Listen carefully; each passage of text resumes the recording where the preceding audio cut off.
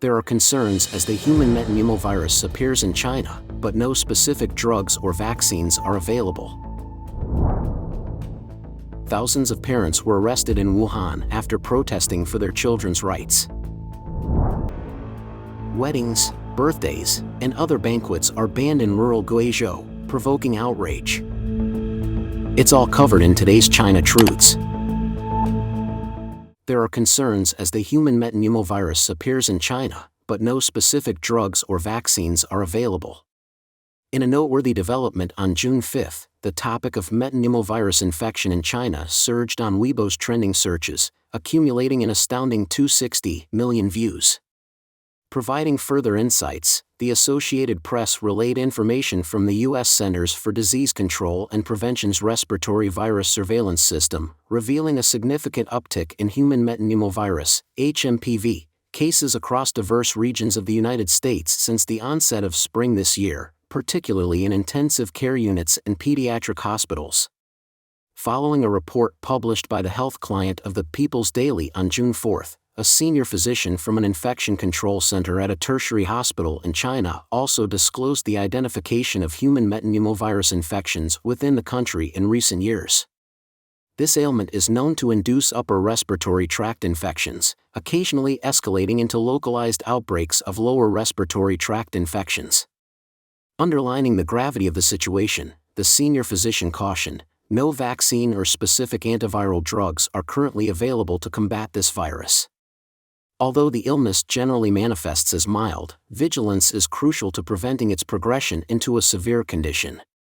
Dr. Li Tong, the chief physician of the Department of Infectious Diseases at Beijing Yuan Hospital, previously remarked that most infections manifest as asymptomatic, with young children and the elderly being more susceptible to symptomatic presentations. Severe illness is most likely to occur among the elderly, individuals with underlying lung conditions, and those with compromised immune systems. Moreover, Dr. Li Tong expounded on the seasonality of the virus's transmission, noting its prevalence during the late spring and summer months in China and Hong Kong.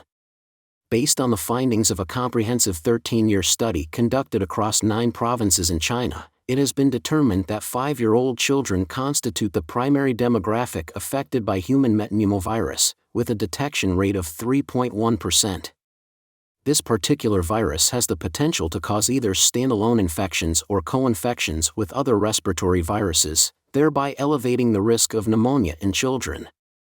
A video blogger recently shared an account wherein his daughter contracted human metapneumovirus during their stay in the United States. Fortunately, she experienced a swift recovery within a week, exhibiting relatively mild symptoms. Candidly, the blogger revealed that this virus is not only spreading within the United States but also in China, though American doctors can identify the specific virus one is infected with, resulting in comprehensive statistical data. Conversely, Chinese doctors generally do not provide such detailed information. Against the backdrop of China grappling with a fresh surge in COVID virus cases, with infections skyrocketing and hospital admissions on the rise, the authorities' amplification of the human metapneumovirus's spread has ignited intense public discourse. Many concerned netizens are now questioning the striking similarities in symptoms, transmission characteristics, and preventive measures between this disease and the yet-to-be-eradicated COVID-19. Expressing their apprehension, they implore, why is this happening again? Can we not catch a break from COVID-19? Is there a laboratory involved in all of this?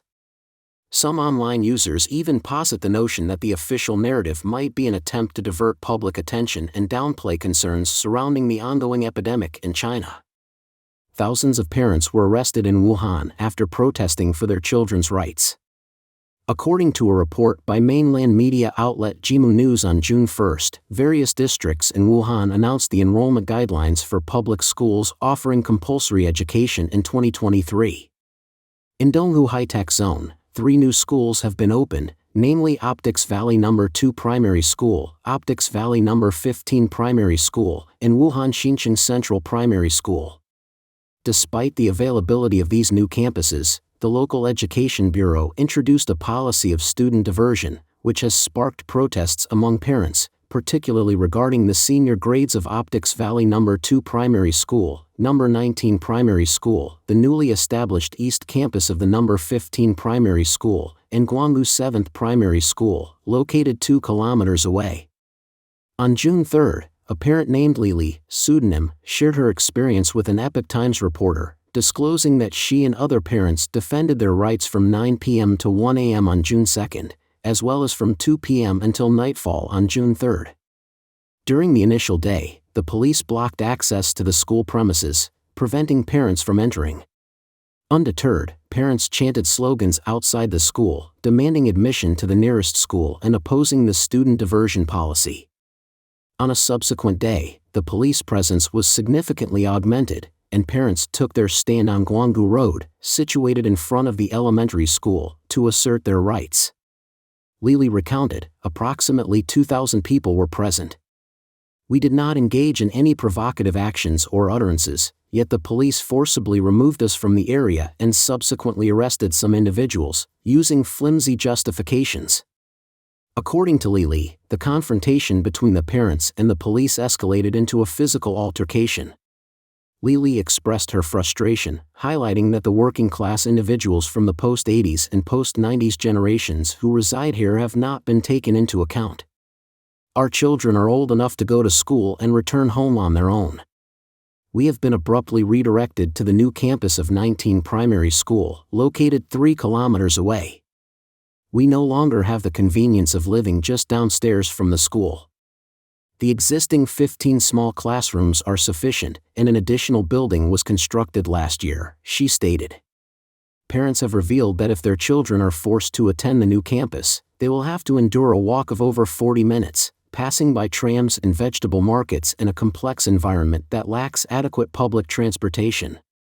They perceive the actions of the relevant authorities as deliberately creating problems and conflicts for the general public. In families with 2 children, both parents would need to abandon their work responsibilities, one responsible for dropping off at the East Campus and the other at the West Campus. Parents firmly believe that this sequence of actions by the authorities neglects the safety of students and is highly unreasonable, vowing to firmly oppose it. Despite numerous attempts, the Epoch Times reporter was unable to reach anyone at the Education Bureau of Donghu High-Tech Zone or Gwanggu No. 15 Primary School via phone call. Weddings, birthdays, and other banquets are banned in rural Guizhou, provoking outrage.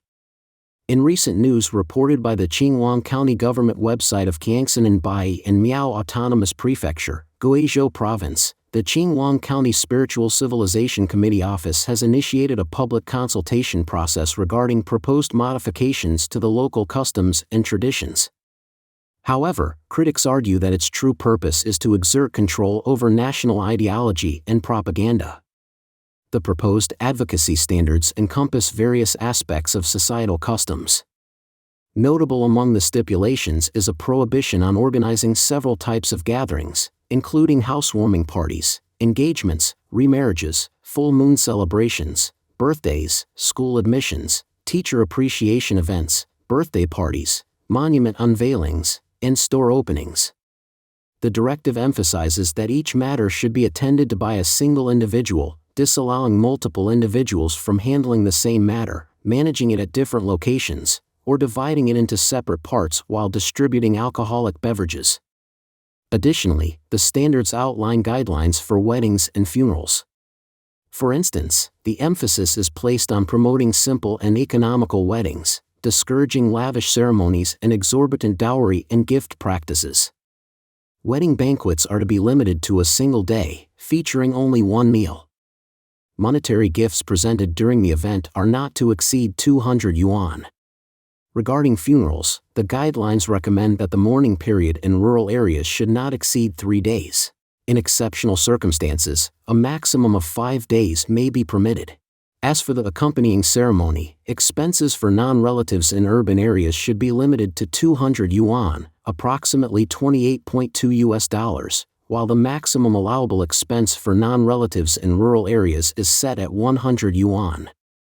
These developments have sparked considerable concern and generated intense discussions among netizens. Many individuals have expressed their viewpoints, criticizing the perceived intrusion of the government into personal affairs and arguing that it reflects the characteristics of a totalitarian regime. Some contend that the government's focus should be directed toward economic regulation rather than meddling in people's lives. They contend that by restricting consumption, people may cut back on their spending, which would eventually have an impact on the GDP. Many lament the declining value of traditional practices. In recent years, the CCP has increasingly exerted control over various aspects of people's lives, including marriage, childbirth, and funerals. Back in February 2019, the Wanzhou district of Chongqing City took a similar stance by issuing a notice that effectively banned all non-official banquets, except for wedding and funeral gatherings. Even for these occasions, strict regulations on scale and advanced application were imposed. In August of the previous year, the Rural Revitalization Bureau, along with 7 other departments under the CCP, jointly issued a plan aimed at rectifying the issue of high-priced dowries. In February of this year, Shuyang County in Jiangsu Province organized an event called Shuyang Little Big Sister to promote a frugal approach to marriage and urge unmarried young women to reject costly bride price gifts. On January 30th, a symposium was held in Daijiapu Township, Suichuan County, Jian City, Jiangxi Province, where 30 unmarried school-age women were asked to collectively pledge their refusal to accept exorbitant bride prices. These events have drawn ridicule from netizens. After facing criticism, the draft for public comments was removed from the official website. As the traditional Qingming Festival approached in March 2021, which coincides with the peak of ancestral worship and burning of joss paper on the mainland, the municipal authorities of Harbin initiated a special campaign named Changing Traditions and Customs. This endeavor aimed to prohibit long-standing traditional customs, which sparked public condemnation. In addition to regulating the burning of joss paper and paper coins, CCP officials forcefully demolished earth temples and leveled tombs in the name of implementing the Changing Traditions and Customs policy, causing public resentment. In 2018, the Jiangxi provincial authorities deployed law enforcement teams to villages to seize and destroy villagers' coffins in compliance with the funeral reform mandated by higher authorities. Disturbing incidents of grave desecration and corpse burning were reported. In just over a month, Shangrao City alone witnessed the confiscation and burning of at least 5,000 coffins, leading to widespread public outrage. Don't forget to leave a comment in the section below to share your opinions on today's topic with us. Make sure to like and subscribe to see more interesting topics from China Truths.